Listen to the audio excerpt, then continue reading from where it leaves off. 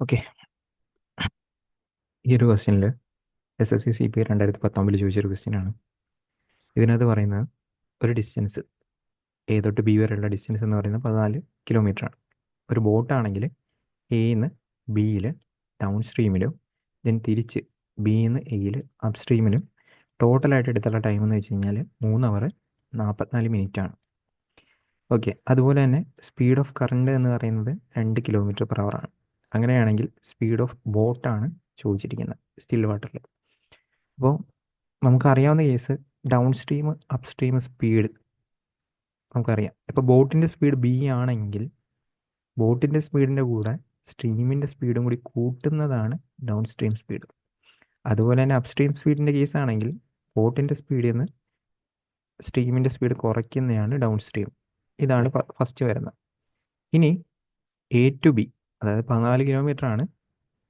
ആദ്യം എന്ന് ബിയിലോട്ട് പോയി, ദെൻ ബിന്ന് എയിലോട്ട് പോയി. ഓക്കെ.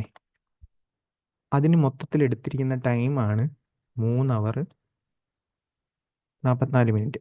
3 അവർ 44 മിനിറ്റ്. 3 അവർ 44 മിനിറ്റിനെ നമുക്ക് ഈ 44 മിനിറ്റിനെ 44/60 എന്ന് എഴുതി കഴിഞ്ഞാൽ 11/15.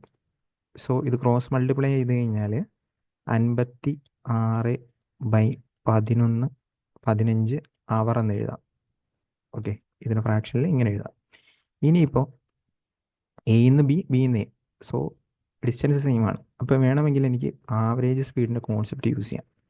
അപ്പോൾ ആവറേജ് സ്പീഡ് എന്ന് പറയുമ്പോൾ ഇപ്പോൾ ഈ ഒരു ഒരേ ഡിസ്റ്റൻസ് ആദ്യം എക്സ് സ്പീഡിൽ റിട്ടേൺ വന്ന വൈയിലുമാണെങ്കിൽ നമുക്ക് ആവറേജ് സ്പീഡ് എന്ന് പറയുമ്പോൾ 2xy / x+y എന്ന് എഴുതാം.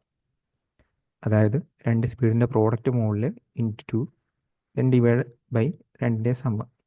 സെയിം രീതിയിൽ ഈ ഒരു ഐറ്റത്തിന് എഴുതി കഴിഞ്ഞാൽ ആവറേജ് സ്പീഡ് എന്ന് പറയുന്നത് 2 × b+2 b-2 ഡിവൈഡഡ് ബൈ അതിൻ്റെ സമ്മ്.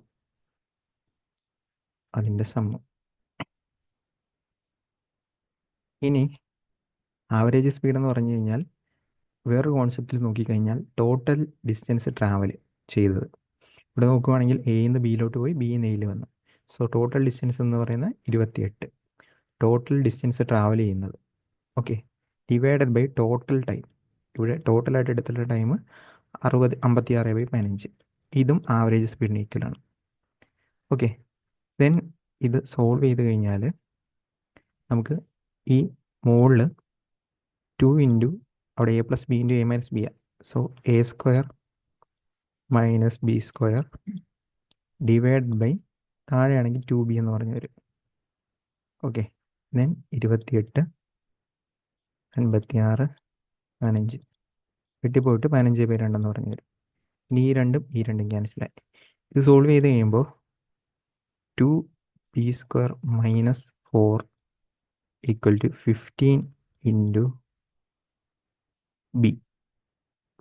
ഇത് സോൾവ് ചെയ്ത് കഴിയുമ്പോൾ ഒരു ക്വാഡ്രാറ്റിക് ഇക്വേഷൻ വരും. ഈ ഒരു ക്വാഡ്രാറ്റിക് ഇക്വേഷൻ സോൾവ് ചെയ്യുമ്പോൾ നമുക്ക് ആൻസർ കിട്ടും.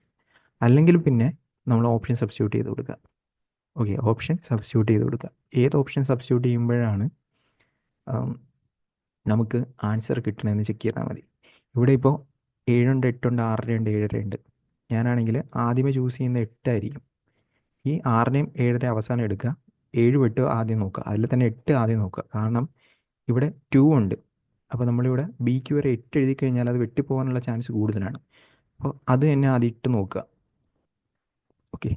8 കൊടുക്കുമ്പോൾ ഇത് ഓക്കെ ആണ് എങ്കിൽ, ഈക്വൽ ആണ് എങ്കിൽ നമുക്ക് അത് തന്നെയായിരിക്കും ആൻസർ.